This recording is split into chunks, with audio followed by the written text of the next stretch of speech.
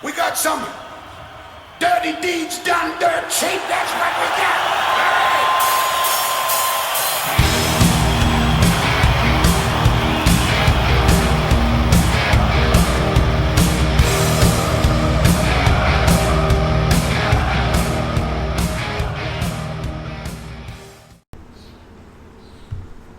Okay, here with another podcast with one of my favorite people in Windsor soccer.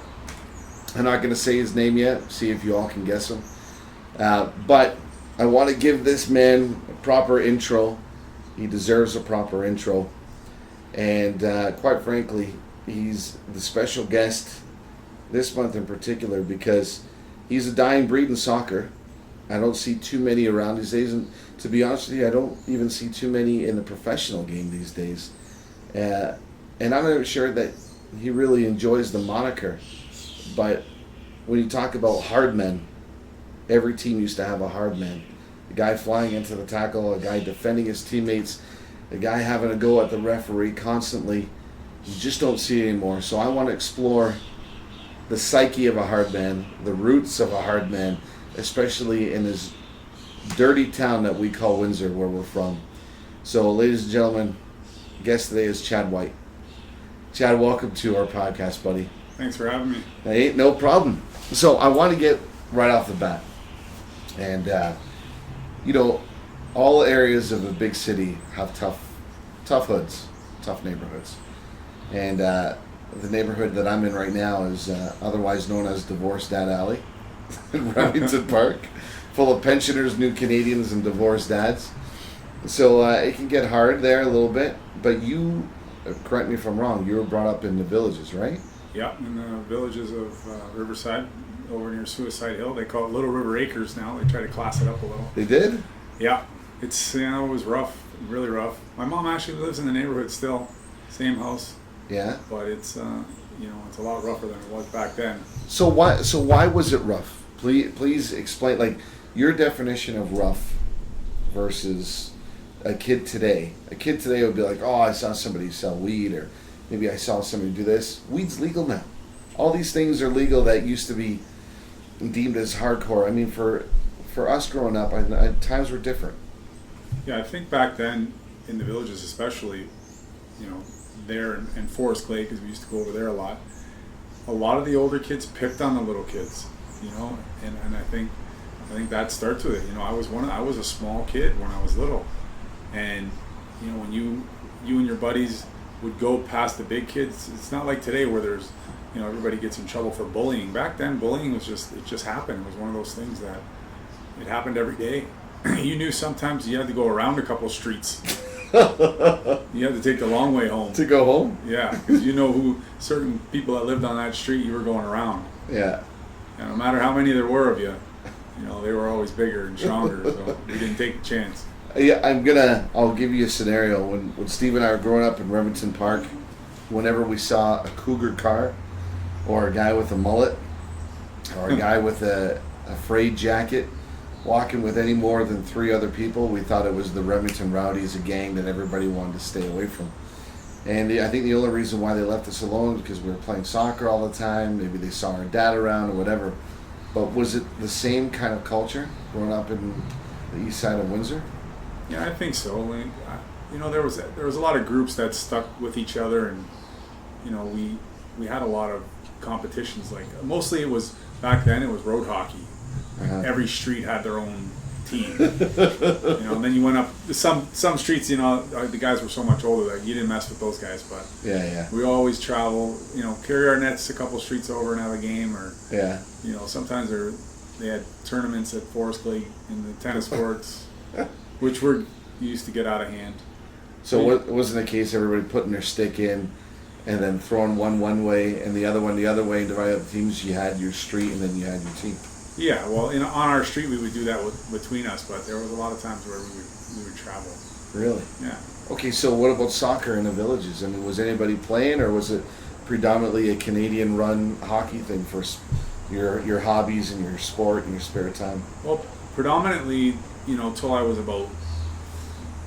I didn't play soccer till I was 12. So predominantly before that, it was road hockey and baseball. I played baseball because my dad played baseball, right? Right. But I lived next door to the Moscatellos, Gus and Charlie, so, you know, that's where I learned the game, really. Like, they played soccer, so, you know, I was playing baseball with Charlie, and I are the same age, so, you know, I would go watch his games and stuff, and, you know, I was really good at baseball, but it was too boring for me. You know, Right. I liked the contact of, you know, like hockey and stuff like that. But I never, you know, we couldn't afford to play ice hockey, so, you know, we just played on the river because the river was in our backyard. Right. But back then I played baseball until 12 when I, you know, kicked and screamed for my dad to register me. So wait, your dad was an Englishman, right? Or his dad was English? Yeah, his dad, I think his dad's dad. His dad, okay. Yeah, so it goes back a ways. You know, we're mostly Canadians, all of us, but Right. you know, he was a regular Canadian boy, or, you know, he played baseball Right. in the summer. But did you grow up with that, I guess, that Canadian British mentality where it's a stiff upper lip, don't cry, there's nothing like that? I mean, it was hard, right? Oh I mean, yeah, it was like that. My dad wasn't. You know, it's funny now that, you know, now that he's a grandpa, and you know, he's a lot softer than he used to be, because he used to be really tough, and we would know not to cry, or, Yeah. you know, not to piss him off, or, you know, he'd be making us cry. So, you know, I think that was the mentality back then. Most people were afraid of their dads Yeah. back then. No, Most boys were afraid of their dads. You know, they didn't want to mess up in the neighborhood either. But in turn, you didn't stick up for yourself. You just got into as much trouble as if, you know, you did something wrong. Oh, that's right. Sometimes. So what do you think has changed, though? Why do you think kids, in particular, are not? There's no fear factor for their parents. Well, I think that it's because society in itself, like, you can't touch a kid. You know, The kids know that. and kids know that, and especially in these days, a lot of families are split. Yeah. You know, and if a kid goes home and says, you know, Dad hit me, or Dad smacked me, you know, that just, you know, shakes up the beehive, and it's just more right. trouble than it's worth. That's right. And, you know, even in sports itself, you see all these stories of abuse that's happened in sports. So I think everybody's just cautious on what they do with their own kids. In turn, you know, I think that's why kids are soft, personally. Mm-hmm. You know, especially like the boys that we coached for a few years there, the 4 years. There wasn't many of them that were very tough. No. Not many of them knew how to be tough in the game without, you know, being dirty. Mm-hmm. You know, how to go into tackles where, you know, you went in hard shoulder to shoulder. You didn't just blade a guy, Yeah. you know, to get thrown out. Right. But I think that, you know, that like you said, that's dying in the game. The young kids don't. It's dirty now. Like a lot of the young kids' games, you see it just turns into a fight. It gets dirty Immediately. Yeah. immediately, from 0 to 100. There's no, like, even in over 30, over 45 leagues, yeah, the games get physical. Yeah. But it's, you know, it's clean. Mm-hmm. As much as it could be. You know, soccer, people don't think soccer is a contact sport. It's truly a contact sport. Mm-hmm. You know, I got shoulder pain to prove it, but, Yeah. you know, it's a lot of hard shoulder tackles. I'd rather hit you shoulder to shoulder. I don't want to slide on the ground. Right. You know, especially now that there is no sliding in over 30 and over 45, which is good because some guys won't get up. So, you know, not that I want to compare different parts of the city, what's hard versus what isn't hard, and the lifestyle is hard, but I think it's safe to say, maybe you'll agree, that when you do grow up in a certain area, it does give you a certain edge because you're used to fights, you're used to bullying, you're used to a constant mental battle. If you are going up against somebody, you can never let them have the better of you. Do you think that in particular is what shaped you to seek out a game like soccer? Yeah, I think so, because, you know, I had a lot of energy as a kid, and I was a pretty good athlete, so I thought, you know, Mm-hmm. I was attracted to the sport immediately just by watching my buddies play, and then when we started playing in the streets, you know, just kicking it around, I really liked it. Yeah. And, you know, once I got into it, I loved it. You know, I just kind of went, like, from house league just kept moving up really quickly because, Right. you know, I was one of those kids where I always wanted to be good at it, at anything that I did. So, you know, Right. I just worked at it. And, Right. you know, I think in person I was probably tougher than skill wise. I was tougher than my skill anyway. Like my skill was okay; it was enough to get by, but I made up for it with just the never die kind of attitude. Right. So when, when two little geeks like my brother and I, growing up around the game, you got my dad, shoving a type of soccer down our throat. Obviously akin to South American soccer. Maradona was higher than a pope at our house, and we always looked at him. We always looked at his videos, looked at him for everything. What were you looking at? Well, personally, I didn't really watch soccer that much. My parents weren't into soccer. They didn't even come to my games that much. They didn't understand it. My dad hated it. I think for a little while he just didn't like the fact that I quit baseball at first. Is that right? I don't really remember too many times them coming to games. What really molded me into the game was, Gus Brune and Tony Mosca. Oh, Gideo's dad. Gideo's dad, yeah. I played with those guys for a long time. Like, probably started when I was 15 till all the way to 18. For at least 3 or 4 years. Right when I was like house league, then when I went to SS Italia, and I think it was Joe Rose was the coach. Really? Or I think that's what Joe Rose Sr. Because I played with his son at Holy Names. Oh no, not Joe Rose. Forget it'll come to me. It's not Joe Rose, but I played 1 year there with SS Italia, and then I moved on to Caboto, and those guys really, their practices were brutal. Uh-huh. Like, it doesn't happen like that anymore, where you just like run kids into the ground like that. It used to happen back then. But, Well, of course. what? I love the hard work, and like part of it in my mind was the fact that when I'm a hemophiliac, I have a bleeding disorder, Mm-hmm. and the doctors didn't want me to do a lot of things that I did. So, it made me tougher on top of that mentally. Right. And that made me a little crazier in the game because I didn't want people to think that I was different because I have to take medicine to clot my blood Right. at home. But I got a lot of bruises that I hid, but that made me tougher because I didn't want people to think I was different. So I Right. worked even harder at Sure. it at the time. But those guys, those two coaches, like they grilled me, man. They molded me for sure. Like even for practices, he wouldn't pick me up. He made me walk to his house or run to his house or. Really? So yeah, Gus Bruni. You want to ride? You got to run over. So it wasn't that far. It was probably like 3 kilometers, but Enough. it was enough. He Yeah. always dropped me off at home. He didn't make me walk home, which was nice because he had killed me for the last 2 hours of practice. So. Right. I'm glad you touched upon the hemophilia. I mean, there's so many misconceptions when you are playing a sport. Like I hear so many kids these days with heart conditions, with arrhythmias, things like that, and parents are afraid to put them in. Parents are afraid to take the chance because the repercussions aren't clear. But if you're a young boy, you're listening to this, or their parents are, or the son or daughter has hemophilia. What are the myths surrounding hemophilia in a contact sport? Well, the myth is for sure. It depends really what level you are, like mild, moderate, or severe. Like severe, like I'm a mild hemophiliac, but I take my factor prophylactically at least once a week. Right. And my doctor agreed to that because I am so active. Back when I was a kid, it was only as needed. And I think if I had it as readily available as I do now, or I have it at home, it would have helped a lot of the, bad injuries I had as a kid, but I played through them anyway. A lot of misconceptions to hemophilia is, that you can't play contact sports.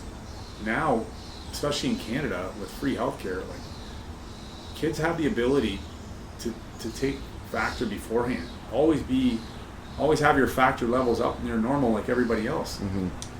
But the difference is, like after games, you just got to take a little more time, which I never did when I was a kid. You know, I do it more now, where you got to ice your joints, because most of the time you'll get small bleeds in the joints, and then over time, you know, your joints will, you know, they kind of fuse up. Like my one ankle doesn't really bend that much perfectly, so that's just from years of getting, you know, tackles and things like that. There's just scar tissue in there. Is that right? Yeah. Some hemophiliacs do get replacements, you know, joint replacements early in life because of, you know, bad health. But if you take care of yourself, and there's not a sport that, you know, they can't do. Obviously, you don't recommend football or anything like that, right? Or hockey even. But you know, soccer's a great sport. You know, and I think there's a lot of people in Windsor. You know, I know this Indian couple that I met, and their two sons are awesome soccer players, and they don't play soccer. They just kick it around at home. Is that right? And because they're hemophiliacs, their dads doesn't want them to play, which it's a sad thing. It truly is. Yeah. And because I would like to see those two young boys playing soccer, because they got skills. Yeah, that's a shame. It is a shame, yeah. So, I mean, you had a lot to get over. I mean, like you just said, I mean, any kid listening to this podcast, any parent who coddles their kid, to think that these days, or you can imagine even a kid walking 3 miles to somebody's house, to a coach, another adult getting into their car and going to a game, is unfathomable. You take that desire just to even to train. You take, battling hemophilia, playing a contact sport. It led you to your first big break, and that was with FC Nationals, right? Were you playing with FC, or were you mainly a Kubota guy before you got to? Well, I was mainly a Kubota guy, but I just so happened to get asked to play on the under-18 team, you know, just to kind of be like, you know, a sub player on the weekends. Right. When Pat McNallis found out that I was a year younger, I was actually playing a year up. So I would play back-to-back games for the U18s and the U17s. Right. Which was unfathomable now that I could do that, but it was awesome. I loved it. And those guys, really, once you see that next level, like we were always good here in Windsor, and we won a little of the shitty tournaments here and there. Right. The Kubota team, but you know, when we played that Cyber Kratz's team, you know, in Ontario Cup the one year under 19 or under 18, and we almost had them. We lost in penalties. You know, that was a good level. But then when I played with those guys weekly, every couple of weeks with Nationals in Toronto, it just, to see that next level, it was awesome. It was great. It was inspiring, really, to want to play more, because I really didn't think at the time. You don't really think of, you know, playing any farther than, you know, Windsor senior soccer or anything like that, right? Of course not. Yeah. So who was one of the coaches? I guess who would be the coach who kind of took you from, you know, your mentality of just enjoying the game to loving it and wanting to be better and wanting to do better for them? Who would have been that guy? I think that coach for sure would have been, you know, Tony Mosca. I would give him most of the credit. Yeah. For sure. You know, I thank Pat McNallis for giving me an opportunity to play with those guys at that time. Right. Even though I wasn't on the team, but I went up there, you know, many times to play with them. You know, I didn't really want to switch teams. I liked the guys I was with. I liked the coach. If I would have known then what I know now, yeah, I would have, you know, tried to be on that team full time.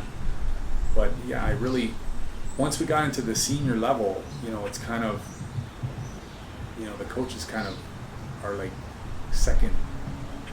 You know, by that time, we're just putting guys where you think they're going to go and try to play the system. Like most guys are, you know, you're not going to learn anything more. Really, yeah. I think I blossomed more in the senior game, because you know,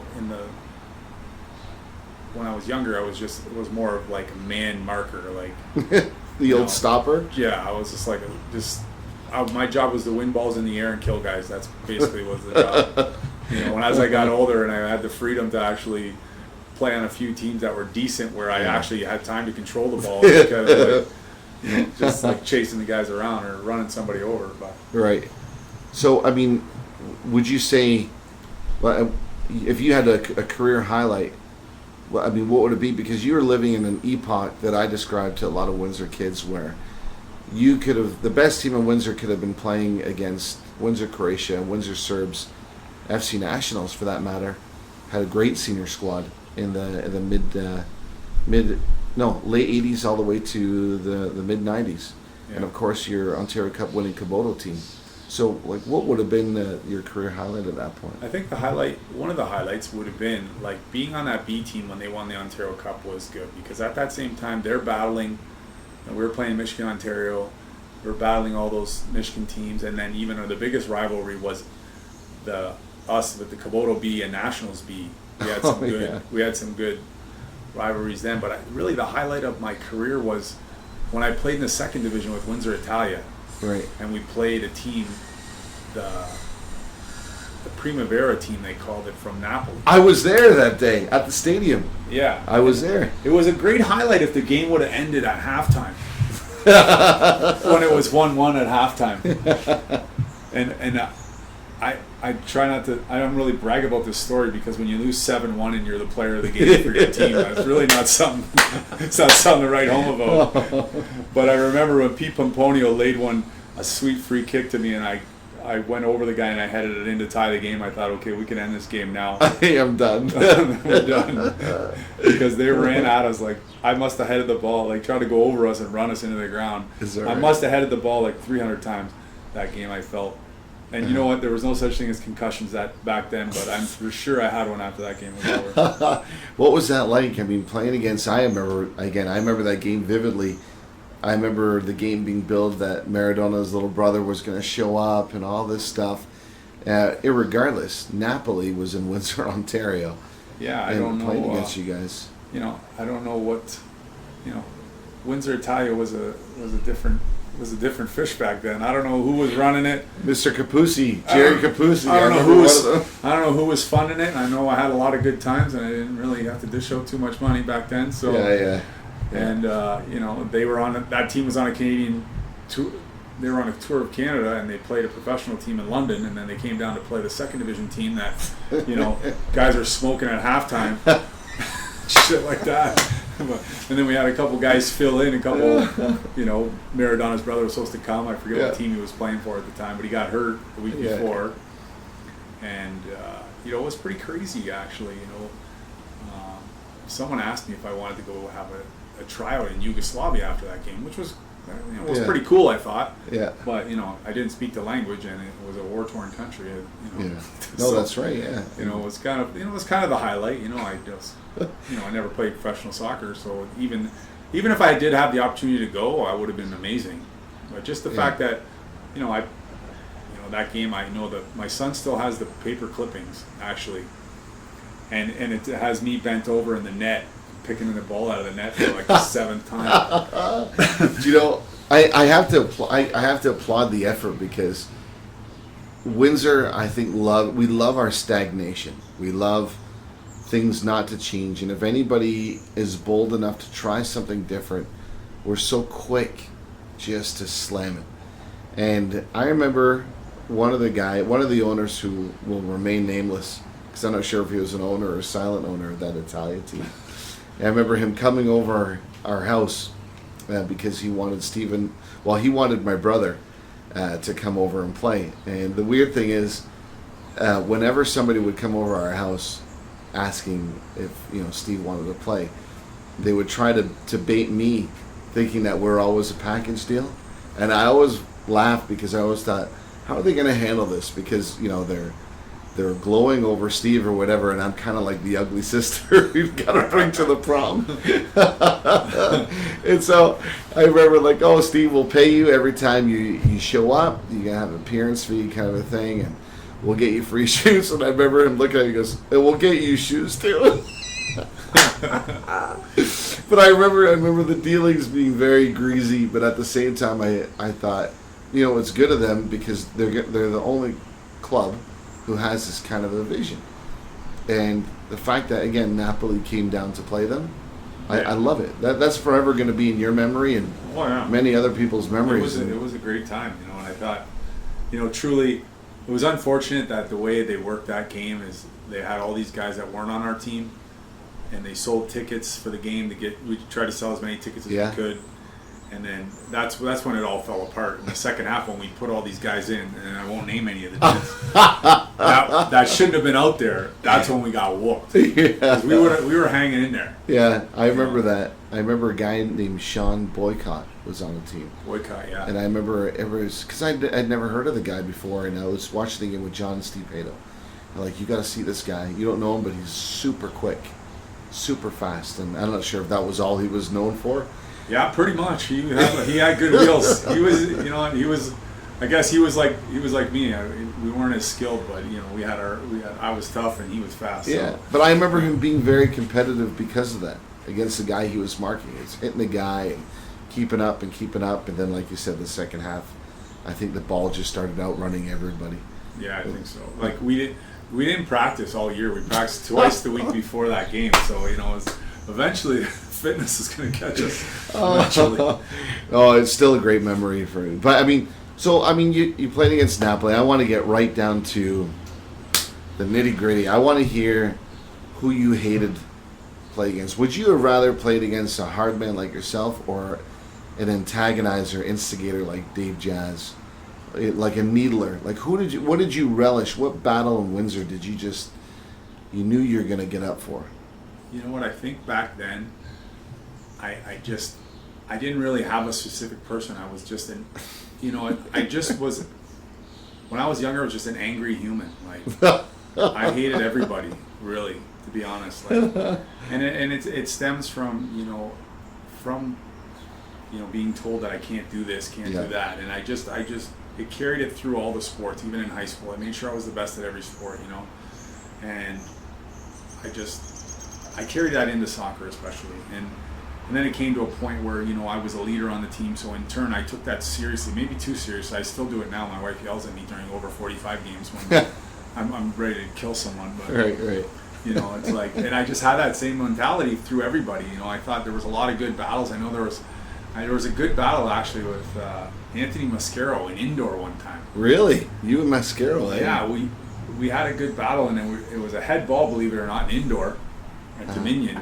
And I can't remember if I got him, but I didn't mean to get him, but I got him good, and I don't know if I cut his eye open or I forget what it was, or I don't know. He got hurt, but we had a lot. He was tough as hell. The guy's solid like a horse. Yeah. And anytime you ran into him, it was like it's not like I was trying to hurt him, but I felt like I got him there, and then I was like, oh shit, he's actually hurt. Yeah. I wasn't going out to hurt anybody, but I had some good battles like that. Lorenzo Grosso, I had. Oh my God, Grosso. Couple of good run-ins with Grosso one time, especially like after when I got into bodybuilding, and I was like, 200 pounds playing soccer, and he wanted to run at me, so I ran him over, and I think I broke his ribs. He didn't play the rest of the year. Is that right? Really? Yeah. Took a shoulder in the chest. Really? Yeah. So Grosso, Mascaro, those are all big guys. I mean, yeah, big dudes. I always found it tough playing against Croatia. Like, I didn't really know all their names, like, but man, back then they were good, man. Yeah. Those were tough. But the games. height of some of those players, like, remember, like, and how nimble they were. I remember playing against Mike Lovrich for the first time. Yeah. Wondered how he ran so fast, because 6'2", 6'3", then you get to 6'4". Usually the coordination becomes a factor. But I don't know what it is with Croatians, what they eat, the genetics or whatever. I have no idea. But when the shortest guy in the field is your height, like around 5'10" or whatever, it's problems. It's Yeah, it's some big boys. But even John Stymack, he plays with us now. Tony John. over 45. Yeah. And he's still like a huge dude. And back then when he was quick, I was like, man, you can't get by him. And he manhandles you at the same time. Yeah. So going into that, if you could put together an 11 that would not only be classified as 11 hard men, but 11 guys that could win a game no problem just because they are who they are, who would you choose? All Windsor players you played with or played against? Well, I think that, probably, definitely, I can't really probably couldn't name 11, but for sure, like, I want to help you here. I want to help jog the memory. But I want you to go first. For sure, Grosso. I really hated Grosso for a long time until we got on the same team, and then he was all right. because neither of us were going to kill each other. Yeah. But I thought, he was tough as shit. Like, Yeah. He was a decent player, but man, what he makes up for in toughness, right? Like, same with me. I'm a decent player, but I'm a lot tougher than I am a soccer player. Right. And the Flays, like Yeah. Dave Flay up front. Dave Flay was. He'd score goals and beat the shit out of you in all the same move. Yeah. 4 noses busted. I remember that stat. Somebody telling me that he busted 4 guys' noses. No doubt about it. I thought Stymack was solid back then. Right. So we got 2 center backs. You playing a 4-4-2, or what are you gonna do? We're gonna have to play. Well, we're gonna have to play flat 4 for sure. Okay. Yeah. Old school. So we got Grosso, Stymack as your 2 center backs, right? Or are you sticking one of them as a fullback? No, one of them's gonna have to play fullback because I'm playing in the middle with. Okay. I would agree to that. And I think that I like the 4-2-3-1 because Mascaro's got to be in the middle there Beast. for sure. Oh yeah. The last line of defense, and I think, what I would put Boycott any time I put him up against anybody. He played with Croatia for a long time too. Oh, he did? For a few years, yeah. The guy's lightning fast. Really? For what he makes up in lack of skill, like no one could run by him back then. And he was tough too. And he was a hockey player, so he was like. Oh, okay. He liked the shoulder to shoulder smacks. He loved that contact. Yeah, he loved that shit. So that's your left fullback, Boycott? Yeah, I'll take Boycott. And Mascaro, one of your holding midfielders? Yes, for sure, 100%. This is already a scary lineup, ladies and gents. Yeah, for sure. And Dave Flay's got to play up front. He's got to be the. This is your number 9 right there. Yeah, for sure. Who else do we got? I've heard so much trash talking in the middle of the park. Back in the senior days in the 80s, 90s, and early 2000s. But the hard men that I remember playing against didn't really say a heck of a lot. They just want to let you know that they were dominating you. I remember seeing Tony Facineri walk the walk occasionally against a couple people who were lipping. I'm not sure if you can classify him as a hard man because he was great with the ball. But I saw him drop a couple guys for fun. Just for fun. I don't think, oh my God, this is a scary league. But like trying to jog your memory and all these fantastic players in the middle. But Mascaro, that's quality right there. Oh yeah, he's a quality. What about Faccinato? Does he deserve an honorable mention? Big John? Yeah, he's a good player. I don't really remember him too much. The only downfall is that like my memory is pretty shit. Ever since I had my surgery, my memory is pretty bad. So naming names when I see guys, and I'm like, oh yeah, right. That's that guy. We also we don't want to discount the absolute nutcases on the field too, because that can be considered hard as well. Just a raving lunatic as soon as a referee blows a whistle. I'll give out the Rose brothers. Those Marco Rose and Joe Rose. Yeah, those two fucking clowns. I remember actually, the funniest thing is we were playing indoor, and I don't know if you were playing with us, but your brother was playing with us in Dominion, right? And I forget who we were playing, but somebody hacked them, and it started a full hack Steve, and it started a full brawl, and I thought Joe Rose and Marco were going to Marco for sure was going to kill someone. Really? Oh my God. Really? Like bananas. Oh man! And then the Dominion Dome was like a. Oh, I was there. I was playing that day. We were against Kennedy. We played against Kennedy because it was just a group of old Holy Names players, and then we went under the name Kaboto, and we played against Rob Laddie, another hard guy. Rob Laddie, I did not like. There's the name. I did not like. I remember one time we went up for a head. I went up for a head ball over him, and he just gave me whipped his head back and split me open. I went to the bench. He's like, "You got to go to the hospital." I'm like, "Put some fucking tape on it. I'm going out there to kill that guy." What about Bondo? Brian Bond. He was another tough cookie. Brian Bond, yeah, he was tough. He was I mean, Manu mentions him in his podcast as one of the hardest players he's ever. He was like back then. That team, like they had that Dynamo team or Dynamo, whatever they were. Oh yeah, Croatia. Yeah, that's right. They're a little bit younger than me, a few years younger. Because Boycott played on that team one year when they played like in the second division because Boycott's older. Right. But yeah, a lot of those guys were pretty good. I really enjoyed playing with Jeff Hodgson, like in high Yeah. school. He was a good player. He was a great player.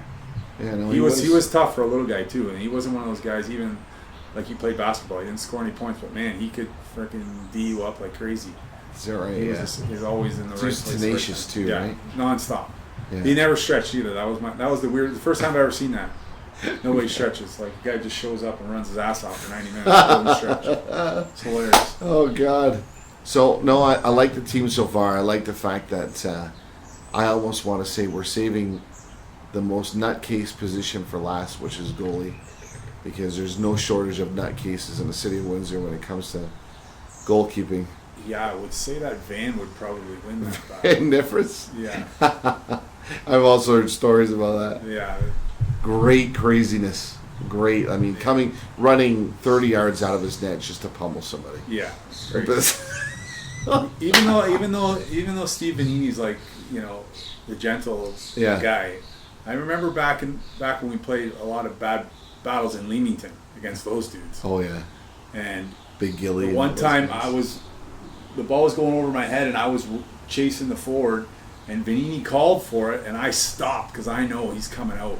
And he put both spikes on the guy's chest. I thought he was dead. And when the guy lifted up his shirt, he had 10 stud marks on his chest. And Vanini caught it somehow. I don't even know how it happened. It was like he was standing on him like the guy was a surfboard after it was over. Oh, I love it. Oh, my God. So I just want to recap. Van Nifris, number 1. Number 3, Sean Boycott. Number 2, you've got Lorenzo Grosso. 5 and 6, you and Stimach. You got Mascaro as one of your holding midfielders. And we got Dave Flay as number 9.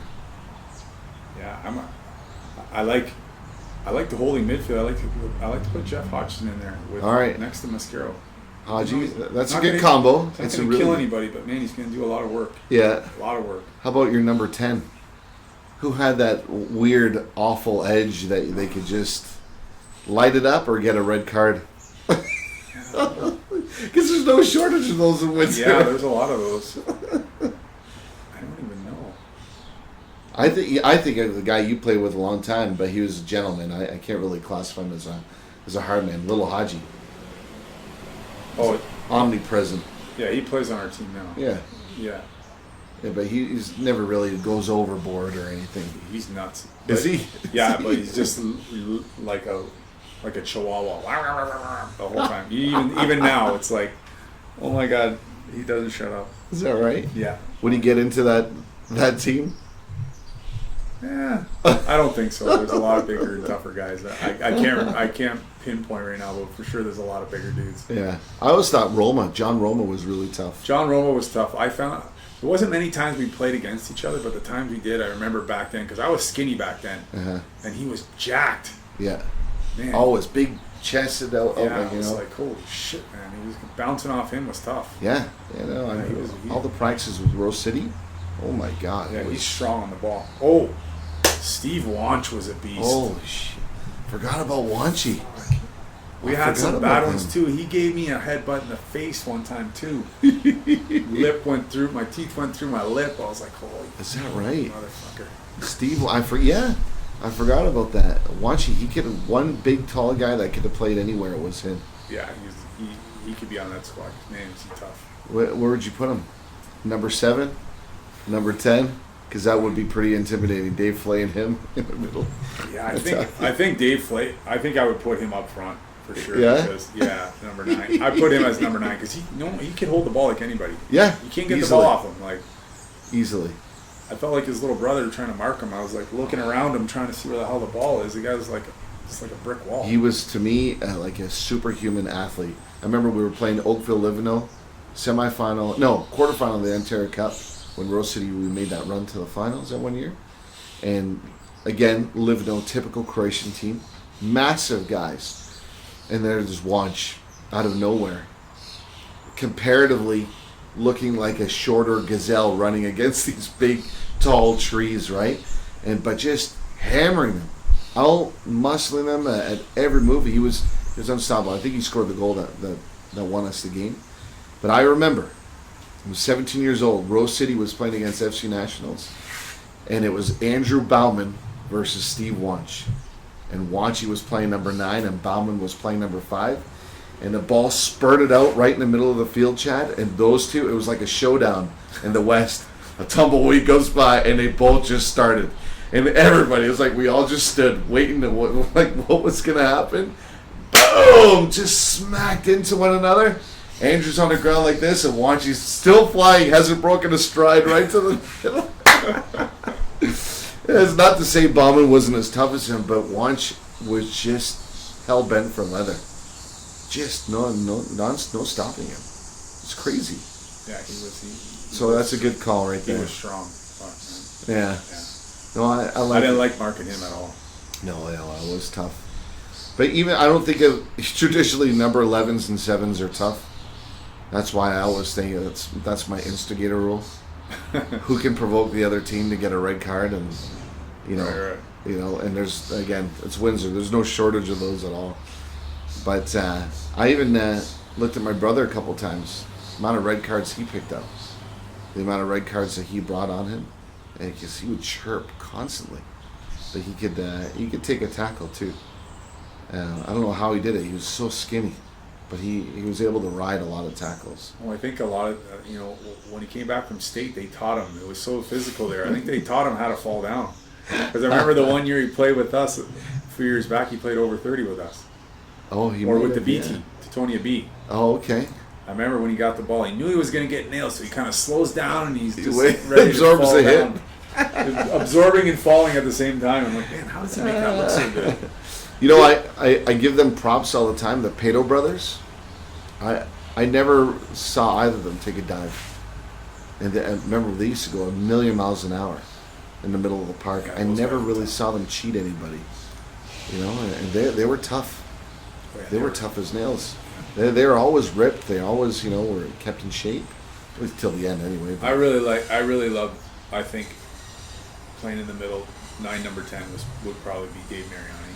Yeah. Yeah, for a little dude, it's not that he was just a hard player. Like, he just didn't give up. Yeah. He was like The mentality. Yeah, he had a great mentality, and I loved it. I remember someone smoking him, and then we played. I think it was Kaboto under 21. And he was on the ground, and the kid kicked him, and I just strangled 2 little fuckers. I'm like, nobody does that shit to Mariani. Interesting. That's quite the dynamic. You got Haji in the middle. You got Mariani as your number 10. Big Steve Wanch as a number 9. I could see that team winning. Yeah, play on on one major side. scalps. We need somebody else on the other. One last wrecking ball. Yeah. Are you gonna go with finesse? Yeah, we need finesse. We need a little more finesse, I think. Well, you got Mariani. I Yeah. mean, Mayor Bear as a whole. I mean, he Yeah. writes a book on finesse, right? Yeah. You know who I remember being tough? A left-sided player, Cesar. Remember Cesar? Mike Cesar? Oh, yeah. Instigator. Yes, for sure. Instigator. Red mist was everywhere around him. Yeah, and he chirped a lot. He I did. think that's what I remember about him most. Oh, chirping Because nonstop. the funny is he lives in Cleveland now. Oh, he does? Yes, and when we were still going to the over 35 tournaments years back now, the guys are all older, we don't go anymore, but when we were going to the German tournaments, he played, I think he played with us one year, but he played with the Cleveland German team there. Oh, yeah. Still a good player back then. Yeah. Great left peg. Yeah, he was good. Yeah. But same thing. He was a good player, but he whined a little bit, but he chirped it pretty good. Yeah. Yeah. Would he make the squad? Yeah, I think skill-wise, we need a skill guy there. But Yeah. So who's captaining this group of hooligans? I would say Mascara would have to be the captain. Yeah. Because as tough as he is, he's still, you would think he'll kill you, but he's a nice guy. Big money. And he's a good leader. He's a good leader. Even now when we coach in the same club and I see him out there and he's just a good coach, good nice leader. guy. Just, you can tell the girls love him.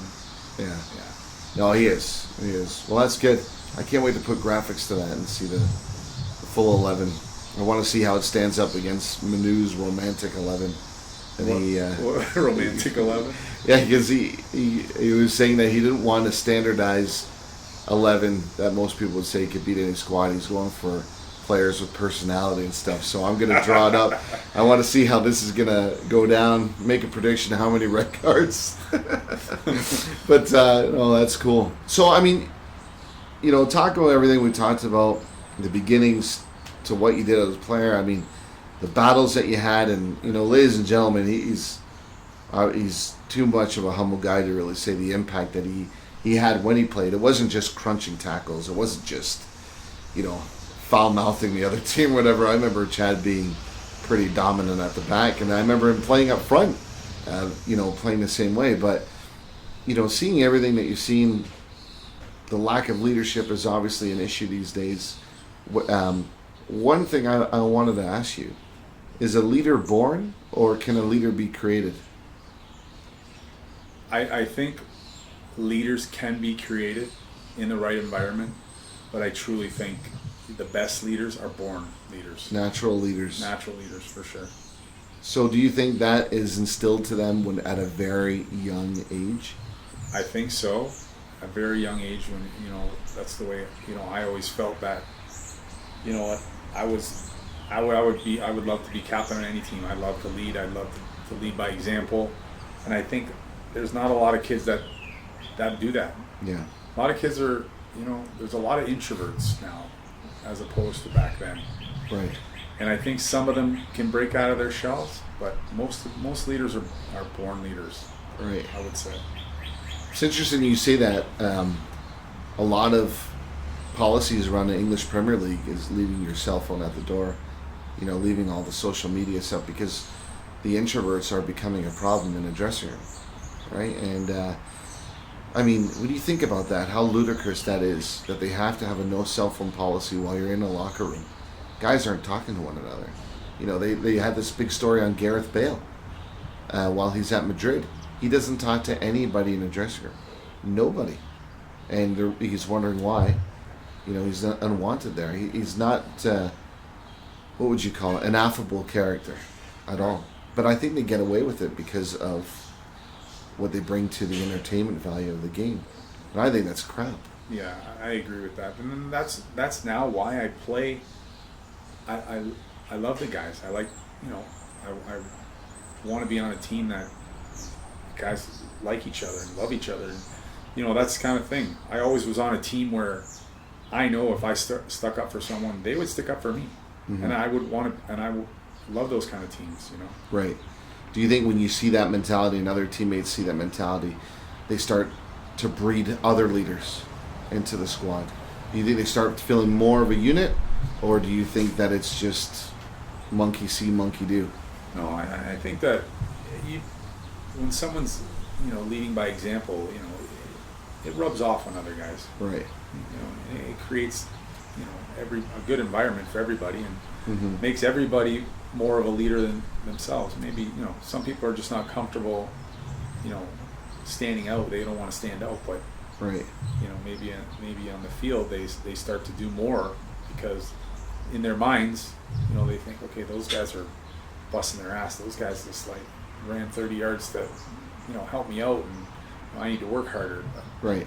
I think truly when the born leaders on teams, and I think back in the day there was a lot more of them than there are now. It's probably like one or two on some of the youth teams that I've seen, mm-hmm. that where you can tell that kid is a leader, and he's leading by example most of the time, and it rubs off on the other kids.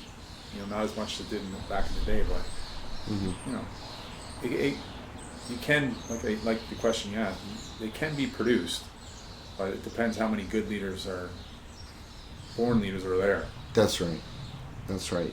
You brought up Mascaro. My first year at Holy Names, I was in grade 9, and he was in the OAC. It was his last year. All I can remember was there wasn't one play of the game that happened, whether it was a throw-in, far side of the field, something happened. Anthony had something to say about it, like positive energy. And it felt like you were in this bubble of positive energy that no matter, you could do anything, you could make 5 mistakes in a row, it'd be okay, right? Yeah. And then if the coach yanked you, okay, that's all right. I'll get another shot, because even though there may not have been a lot of belief in your ability, still at that moment while you're on the field, you have the freedom to express yourself and be more creative and maybe do the same thing. And I remember I tried it for the first 3 games when I went back to my club team at FC Nationals, and I realized how in shape Anthony was, because I tried to coach the game from within the field. The first 15 plays I was okay. That 16th and 17th, I couldn't even yell.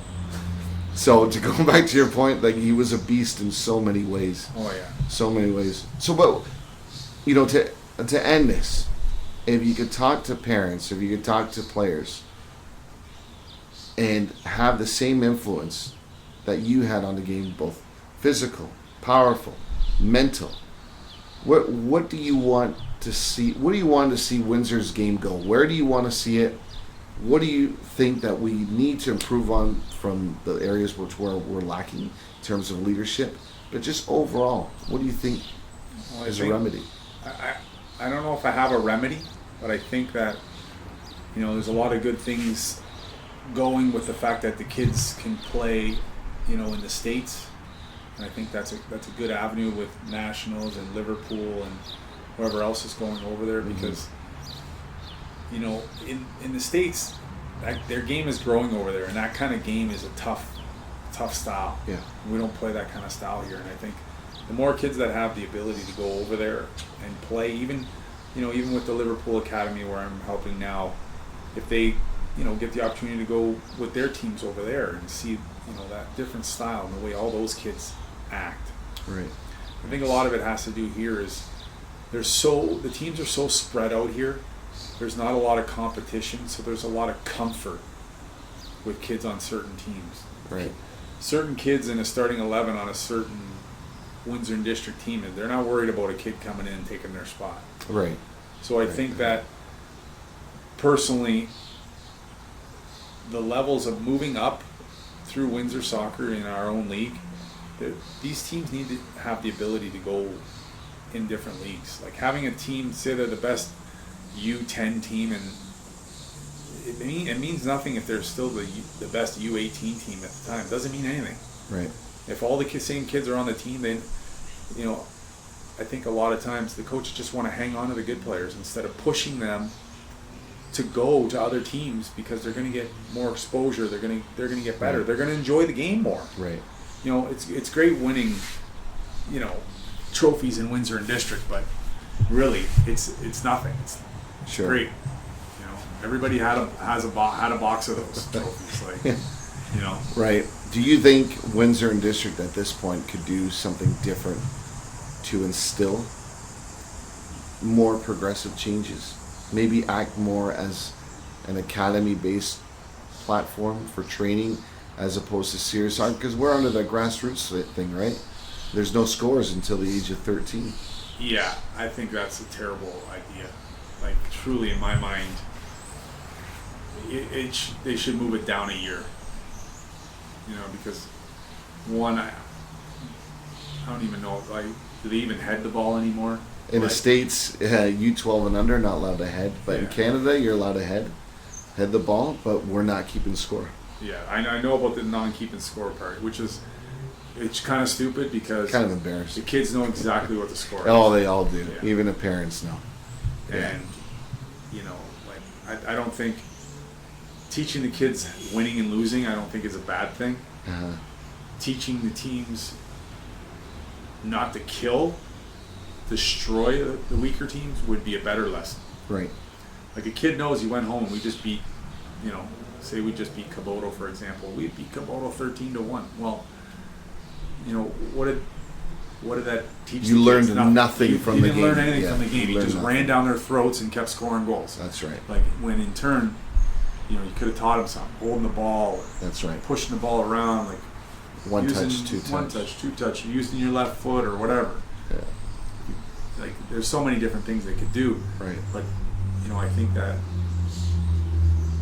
the problem in Windsor is we don't have a lot of qualified coaches. Okay, that's the biggest problem in House League. So if you're not really a qualified coach, what do you know? You Mhm. only know winning and losing. So Right. just because your team's winning doesn't mean you're doing a good job. Mm-hmm. And that's I would what agree to that. people think, like, we're winning what, I'm doing my job. I'm a great coach. Well, you just happen to be in the area where you got better athletes. Yeah. Not necessarily better soccer players. Right. Because especially at that age, there's a lot of 10, 11, 12-year-olds that are just good athletes. Right. If you put like 6 or 7 of them on the same team, yeah, they're going to be good.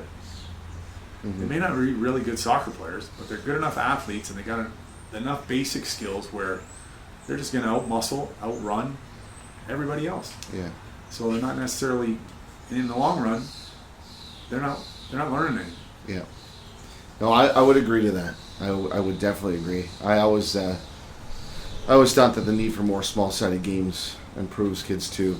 I remember reading that statistic that in Sweden they don't allow their kids until they turn the age of 15 years old to play 11v11 because the thought is they don't know the actual game yet, the ebbs and flows, the give and goes, and controlling the ball and stuff like that, right? And they're underestimating their athletes, but at the same time giving them a platform to do something, build yourself up more. Right.